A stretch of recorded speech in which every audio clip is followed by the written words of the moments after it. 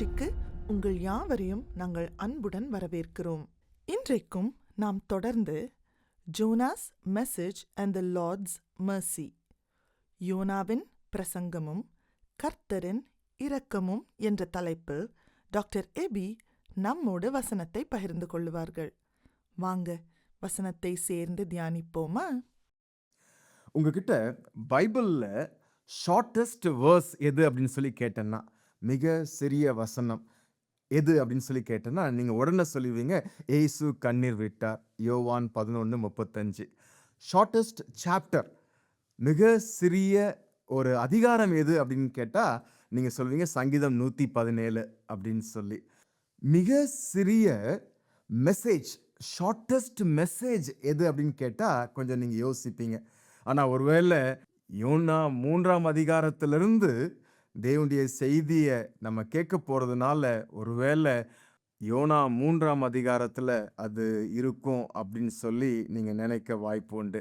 S, YONO 3ஆம் அதிகாரத்தில் தான் பைபிளில் மிக சிறிய செய்தி கொடுக்கப்பட்டிருக்கு. அது என்ன செய்தி? இன்னும் 40 நாள் உண்டு, அப்பொழுது நினிவே கவிழ்க்கப்பட்டு போம்.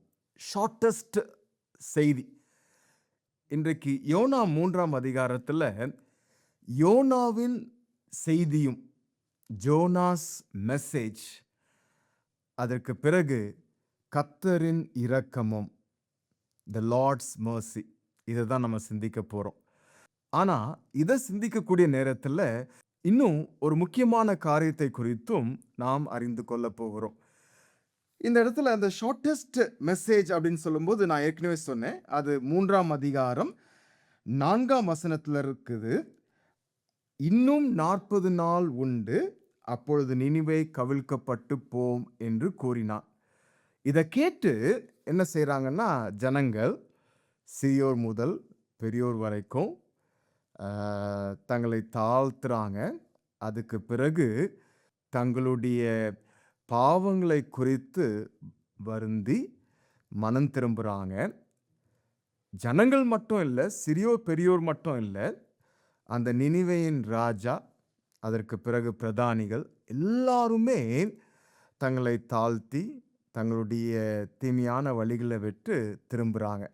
அப்போ கர்த்தர் என்ன செய்கிறாருன்னா, 10ஆம் வசனத்தில் வாசிக்கிறோம், அவர்கள் தங்கள் பொல்லாத வழியை விட்டு திரும்பினார்கள் என்று தேவன் அவர்களுடைய கிரியைகளை பார்த்து தாம் அவர்களுக்கு செய்வேன் என்று சொல்லியிருந்த தீங்கை குறித்து மனஸ்தாபப்பட்டு அதை செய்யாதிருந்தார்.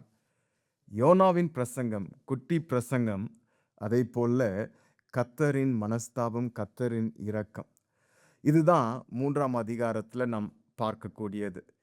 ஆனால் இந்த 3ஆம் அதிகாரத்தில் இந்த யோனாவின் பிரசங்கத்தின் மூலமாகவும் கர்த்தரின் இரக்கத்தின் மூலமாகவும் நாம் பார்க்கக்கூடியது என்னன்னா, ஒரு எழுப்புதல். இன்றைக்கு அதை குறித்து உங்களோடு நான் பகிர்ந்து கொள்ள விரும்புகிறேன்.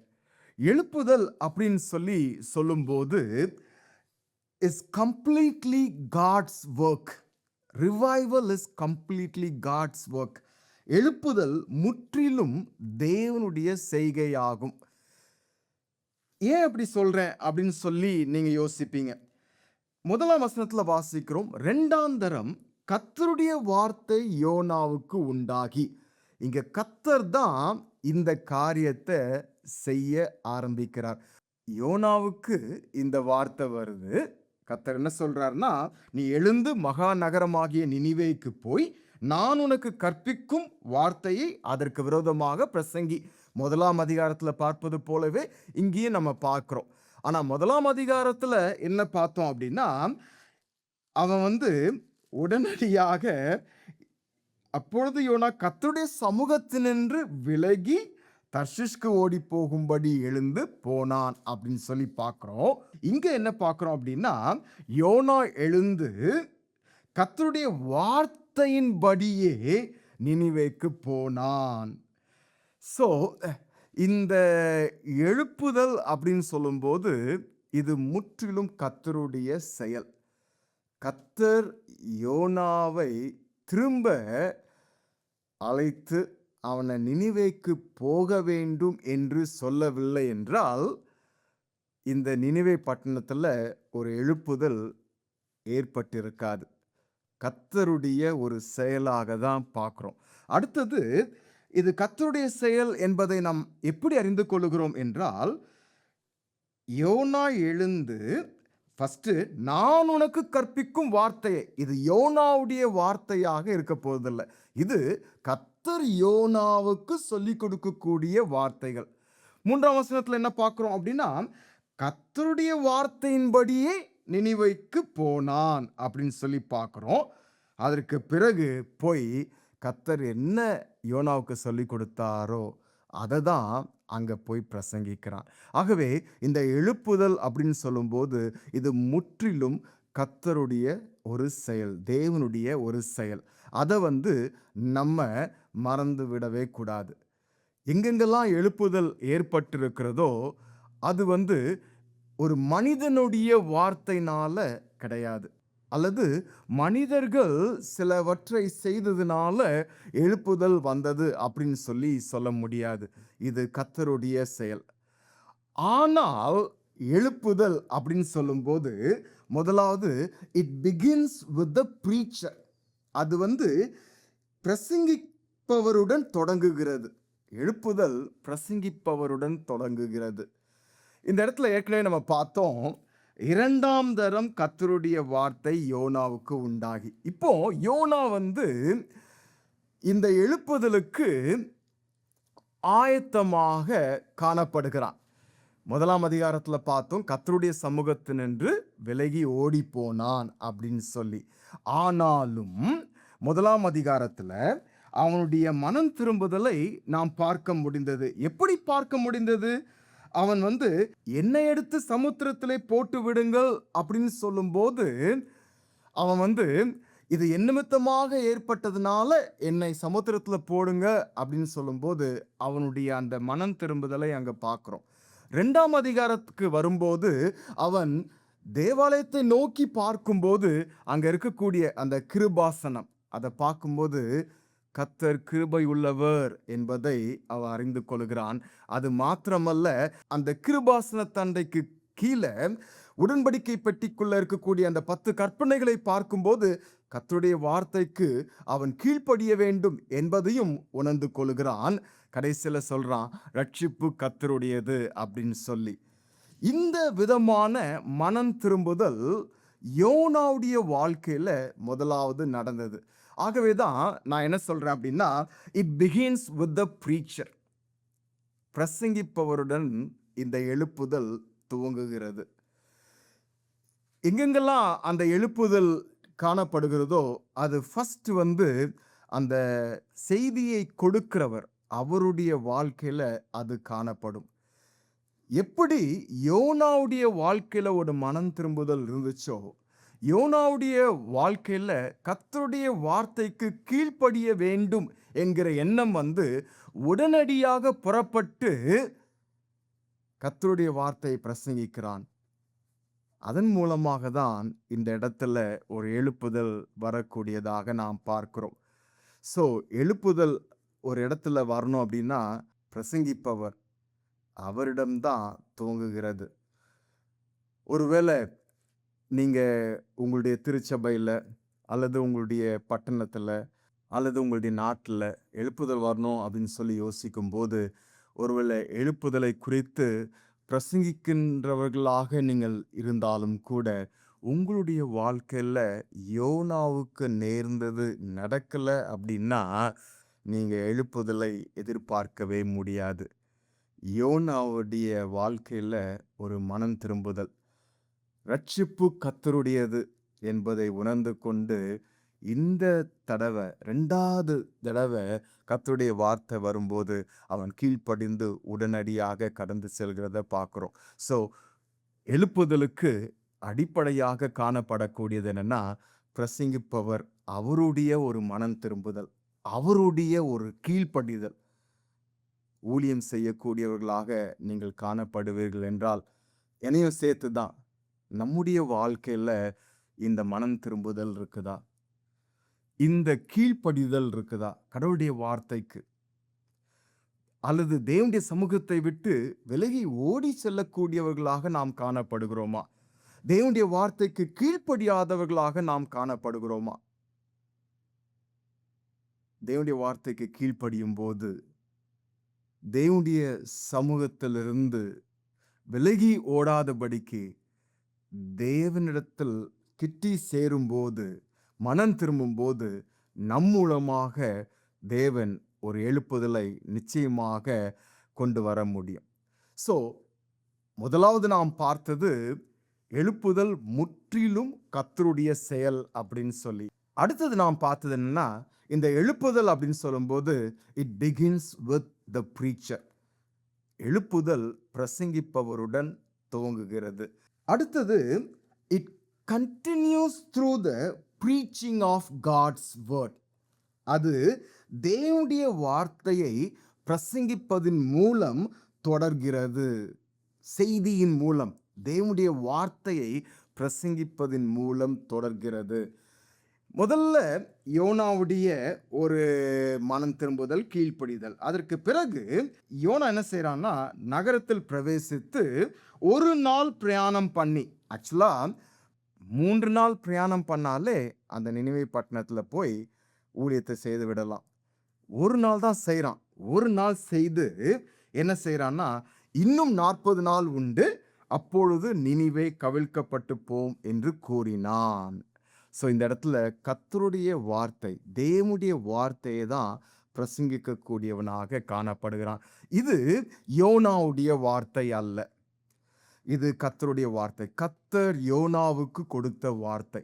ஸோ எழுப்புதலுக்கு அடுத்த முக்கியமான ஒரு காரணம் என்ன அப்படின்னா, ஆண்டவருடைய வார்த்தை, தேவனுடைய வார்த்தையை பிரசங்கிப்பது. அஜித் பெர்னாண்டோ என்பவர் யூத் ஃபார் கிரைஸ்ட் அந்த ஆர்கனைசேஷனுக்கு ஸ்ரீலங்காவுக்கு பொறுப்பாக இருந்தவங்க. தொடர்ந்து இப்போ ரிட்டையர்மெண்ட் லைஃப்ல கூட அந்த ஊழியத்தில் உதவி செய்யக்கூடியவங்களாக காணப்படுறாங்க. அவங்க எழுப்புதலை குறித்து ஒரு கட்டுரை எழுதியிருக்கிறாங்க, ஒரு ஆர்டிக்கிள் எழுதியிருக்கிறாங்க. அதில் முதலாவது அவங்க சொல்லியிருக்கக்கூடியது என்ன தெரியுமா? எழுப்புதல் இந்த வேர்ட் ஆஃப் காட், ஆண்டவருடைய வசனத்தை பிரசங்கிப்பதின் மூலம்தான் காணப்படுகிறது அப்படின்னு சொல்லி.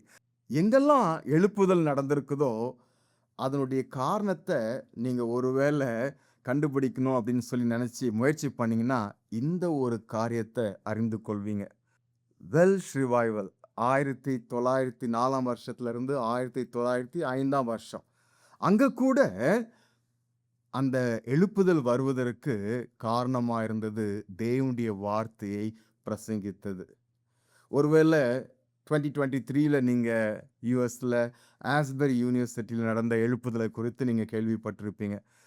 அது ஒரு பெரிய ஒரு காரியமாக எல்லாருமே அதை குறித்து அறிந்து கொண்டார்கள். அங்கே கூட அந்த எழுப்புதலுக்கு காரணமாக இருந்தது தேவனுடைய வார்த்தை.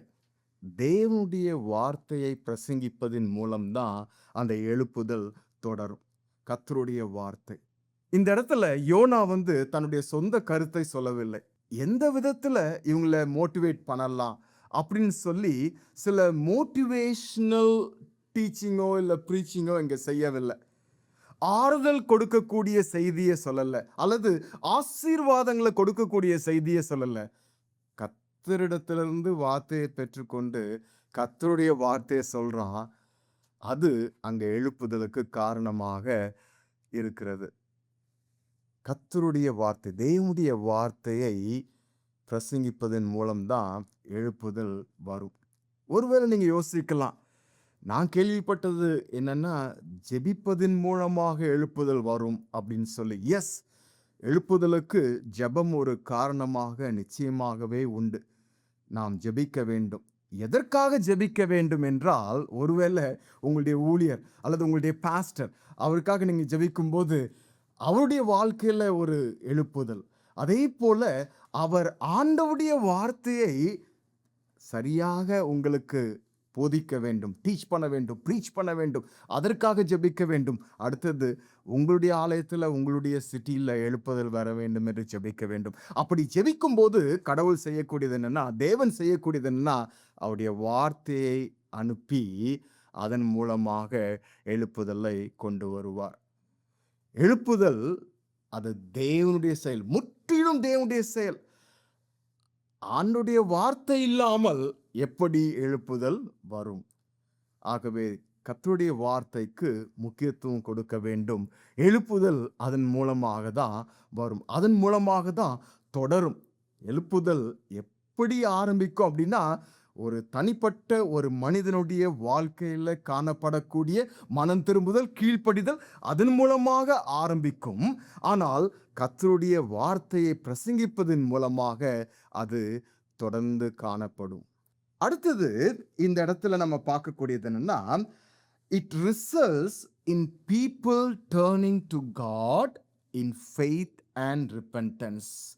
இது எப்படிப்பட்ட ஒரு எழுப்புதலாக இருக்கும் அப்படின்னா, இது ஜனங்கள் விசுவாசத்தோடும் மனம் திரும்புதலோடும் தேவனிடம் திரும்ப செய்கிறது.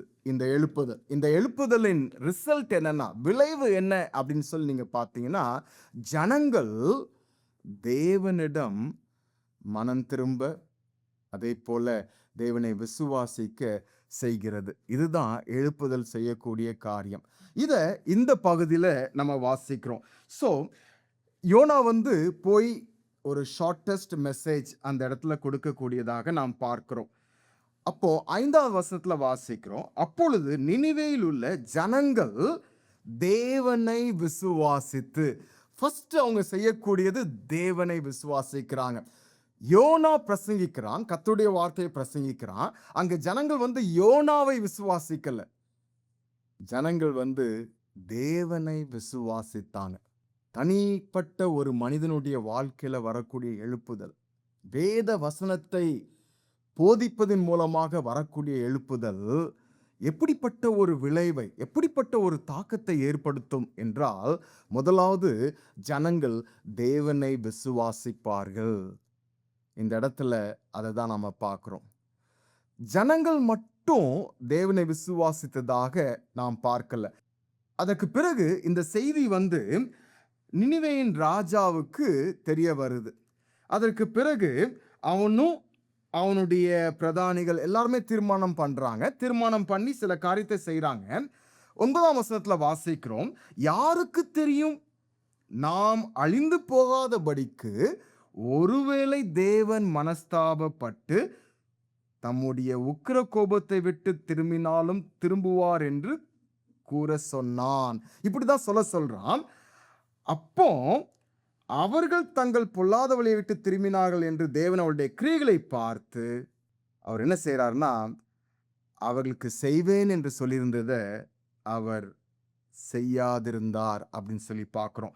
அந்த 9ஆம் வசனத்துல இவன் ராஜாவுடைய ஒரு கடுகு அளவு விசுவாசத்தை கூட நம்ம பார்க்கிறோம். அவன் சொல்லக்கூடியது என்னன்னா, அவனுக்கு இருந்தது ஒரு பெரிய விசுவாசம் அப்படின்னு நம்மளால சொல்ல முடியாது, ஒரு பெரிய விசுவாசம் என்று நம்மளால சொல்ல முடியாது. அவன் என்ன சொல்றான்னா, யாருக்கு தெரியும், நாம் அழிந்து போகாதபடிக்கு ஒருவேளை தேவன் மனஸ்தாபப்பட்டு தம்முடைய உக்கிர கோபத்தை விட்டு திரும்பினாலும் திரும்புவார் என்று கூற சொன்னான்.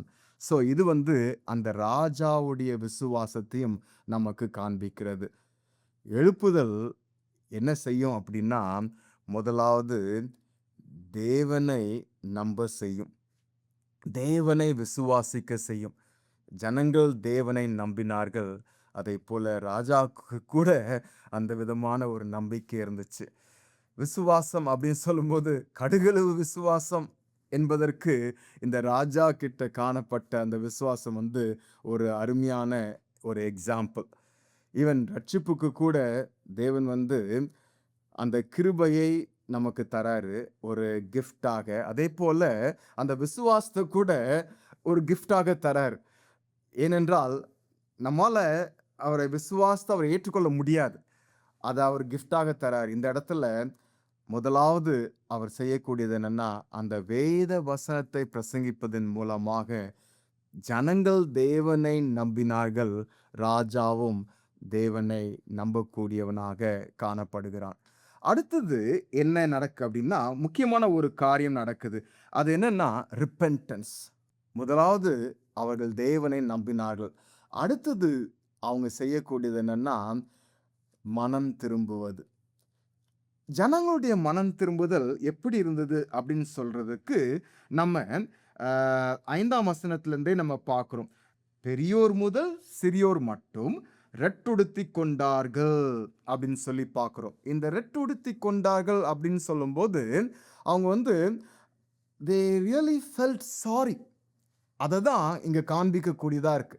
அவங்க தங்களுடைய பொல்லாத வழிகள், ஏற்கனவே நம்ம பார்த்தோம், நினிவே வந்து மிக பொல்லாத ஒரு நகரம் அப்படின்னு சொல்லி அவங்களுடைய கிரியைகள் வந்து பொல்லாதவைகளாக காணப்பட்டது.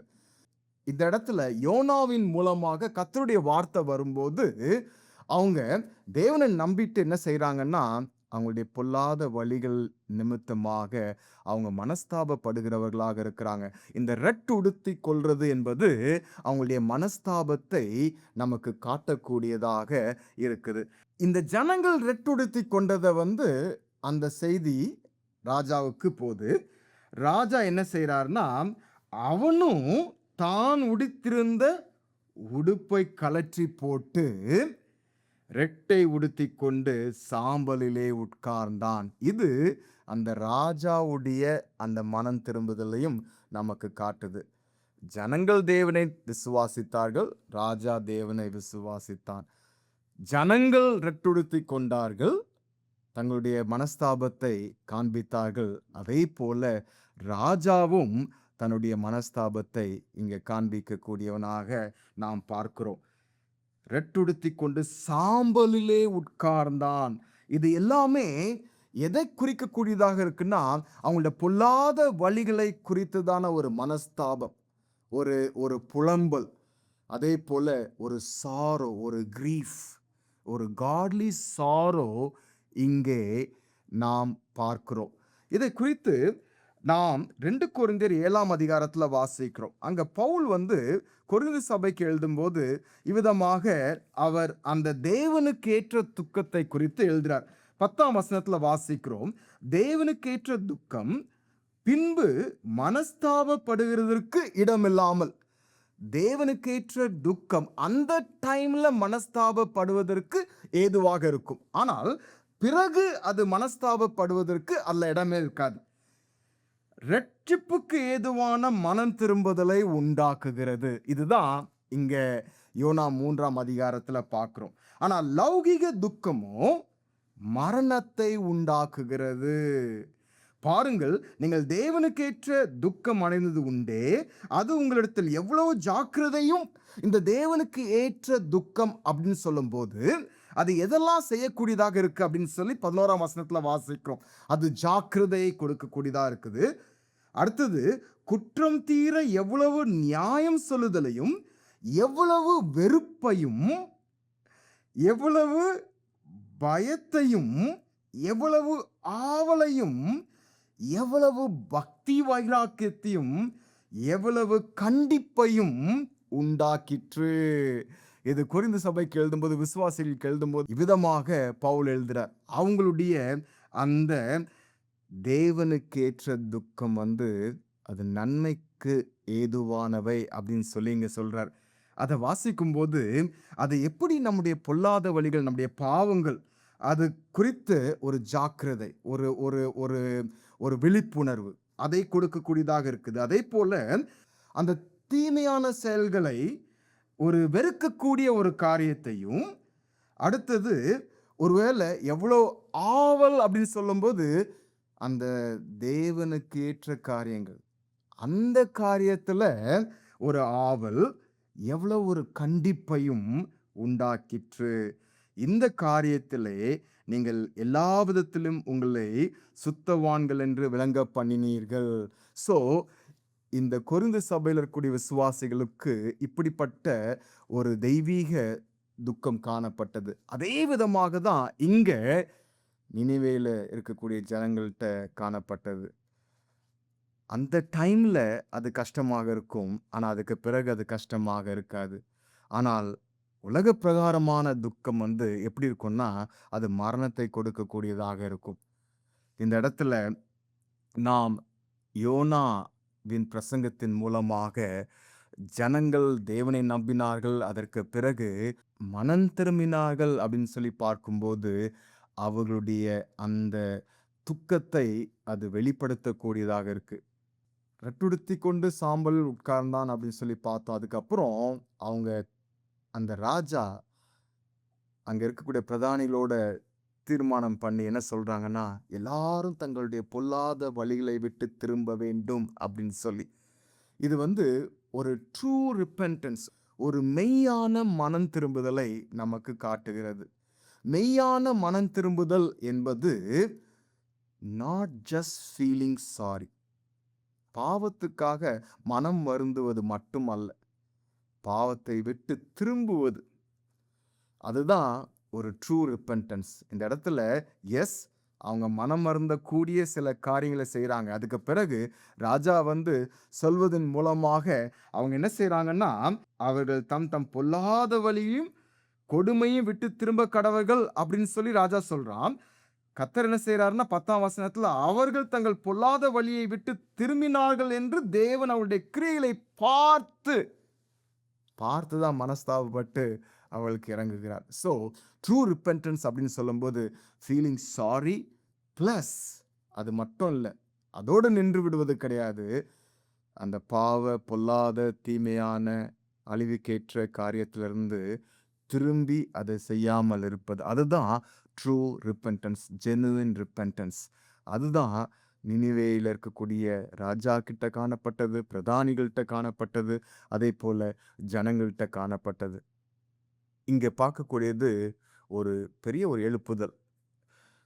மகா பெரிய நினிவே நகரம்.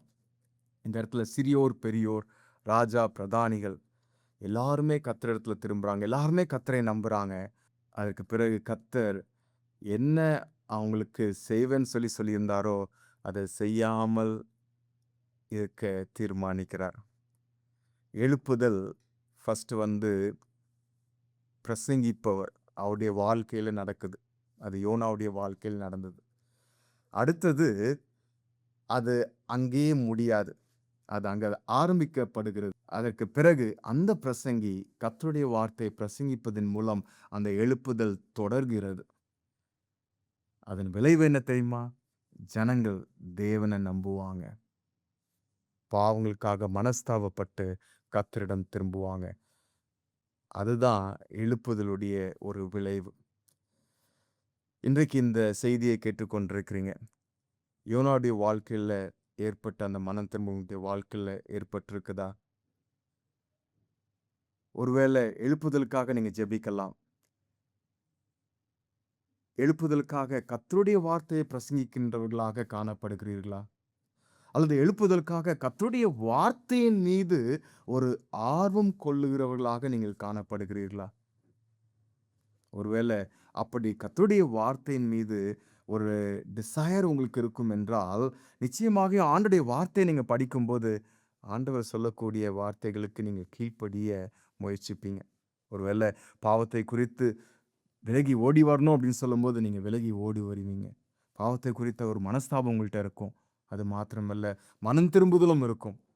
அப்படிப்பட்ட விதத்தில் தான் எழுப்புதல் உங்கள் மூலமாக அது பிறகு உங்களுடைய திருச்சபை மற்ற இடங்களில் அது காணக்கூடியதாக இருக்கும். யோனாவின் பிரசங்கம் ஷார்ட்டஸ்ட் மெசேஜ் தான், மிக சிறிய பிரசங்கம். ஆனால் கர்த்தர் அதை பயன்படுத்துகிறார். அவர் தன்னுடைய இரக்கத்தை, மனஸ்தாபத்தை காட்டக்கூடியவராக இருக்கிறார். கர்த்தரை குறித்து 4ஆம் அதிகாரத்தில் வாசிக்கிறோம். அவர் எப்படிப்பட்டவர் அப்படின்னா, அவர் இரக்கமும் மன உருக்கமும் நீடிய சாந்தமும் மிகுந்த கிருபையும் உள்ளவர், தீங்குக்கு மனஸ்தாபப்படுகிறவராக இருக்கிறார். அப்படிப்பட்ட கடவுள்தான் நம்முடைய ஆண்டவர். ஆகவே கர்த்தரிடம் திரும்புவோம்.